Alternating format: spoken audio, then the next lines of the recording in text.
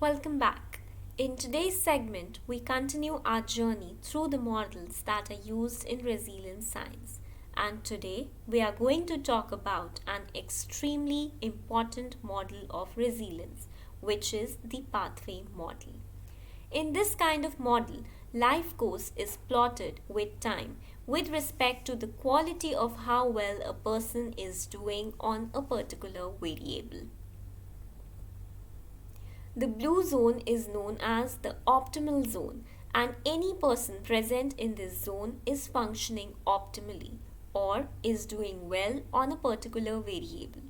If a person falls out of the optimal zone and in the maladaptive zone, it suggests that he is not doing well in his life.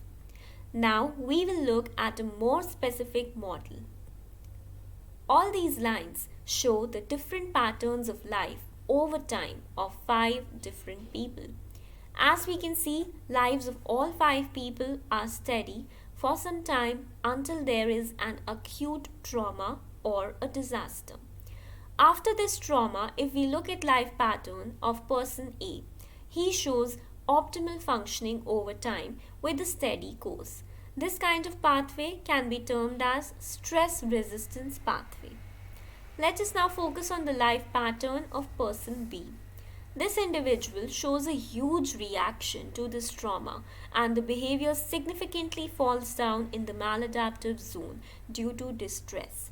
But over the course of time, they recover and they resume their optimal functioning, again in the blue zone.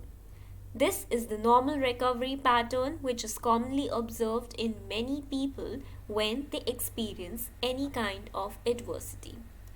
The third pattern of life, that is of person C. He shows a better reaction following an acute trauma. This person is actually functioning even better than before and is now in the optimal zone. This kind of pattern can be called as post-traumatic growth pattern. The life pattern of person D shows that he had a very strong negative reaction to the adversity and has significantly fallen down to the maladaptive zone. He continues in this zone without showing any signs of recovery. The last life pattern of person E suggests that after adversity, the person holds on for a while and then his functioning breaks down.